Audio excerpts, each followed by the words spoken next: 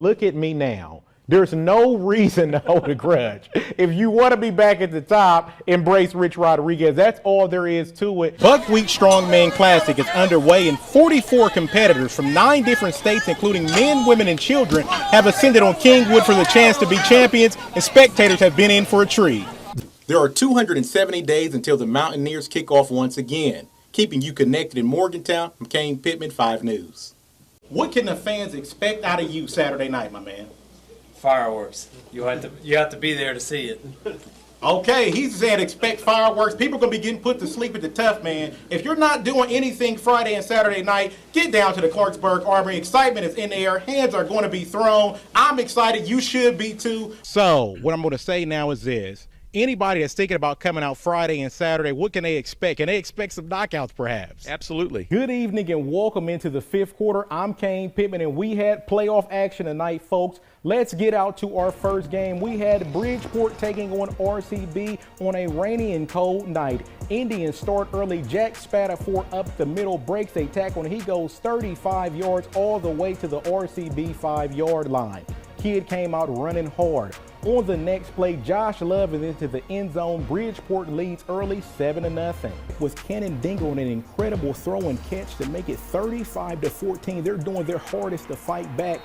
The very next play, Elkins hands it off to Nick Bowers, and he finds a hole. He's going for the second touchdown of the night by him. It's 16-14. Brody Whitehair throws deep to Brock Morton for a 34-yard touchdown pass. Fairmont Senior leads 28-14, and they will go on to win 34-14.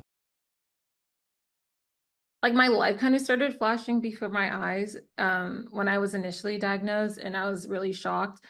Petal Palmer used to spend her days running against some of the nation's best collegiate athletes, but her life's passion for running took a turn when she was diagnosed with cancer back in 2022 at just 20 years old.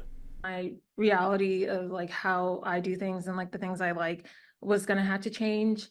So yeah, it kind of was like an identity like shift almost. Even though I was like the same person, it just like it was hard knowing that I was losing a lot of things that I was really passionate about. Petal went through chemo treatments for months, which took her hair and left her feeling ill. Yet she still maintained her 4.0 GPA through it all. She says she had to shift her efforts into something besides running. I just had to find something else to like try doing my best in. Like, I knew if I couldn't physically do stuff, then I'm going to try my best to like mentally or academically get things done. Palmer would go on to receive the National Association of Academic and Student Athletes 2024 Wilma Rudolph Student Athlete Achievement Award for her resilience.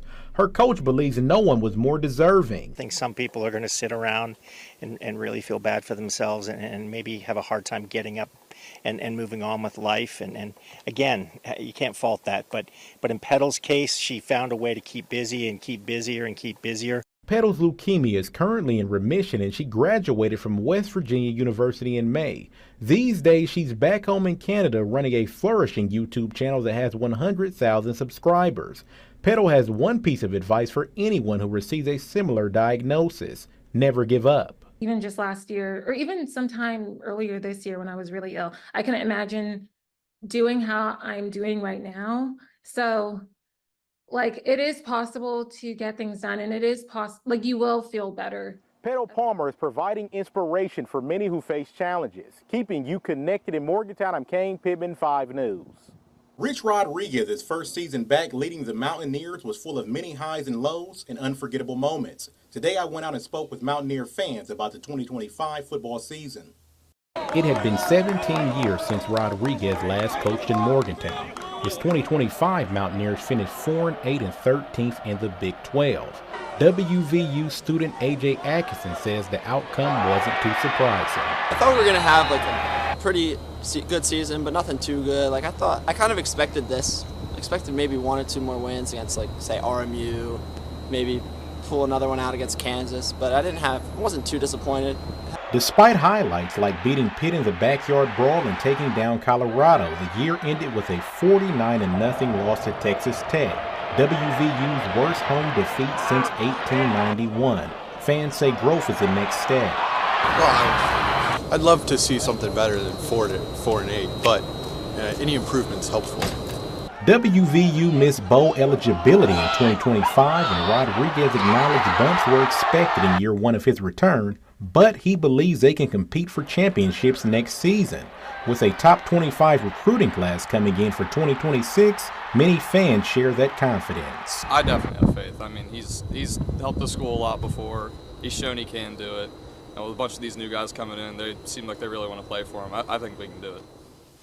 There are 270 days until the Mountaineers kick off once again. Keeping you connected in Morgantown, I'm Caine, Pittman, 5 News.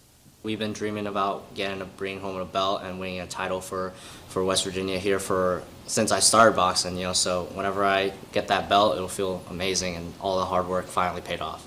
The WVU Boxing Club is set to be headed to Lawrenceburg, Indiana on Wednesday for the National Collegiate Boxing Association National Championships. Anthony Abrego has spent years getting ready for battle. I pride myself a lot on my cardio, always making sure that's good, always having that advantage going into a fight. It's a great way to ease your mind knowing you can take it up an extra gear than your opponent can.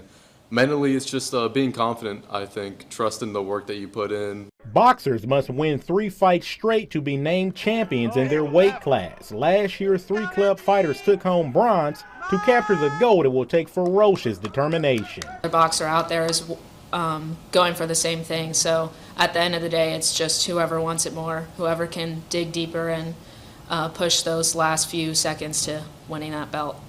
WVU is sending 4 athletes to compete for the club's 6th title. Their pugilistic community has raised nearly $3,000 to fund the team's trip. Head coach Brandon Lai was grateful. Friends, even colleagues within boxing have helped us. It's the only way we can get a team to a national level and be competitive. Without their help, we couldn't do it.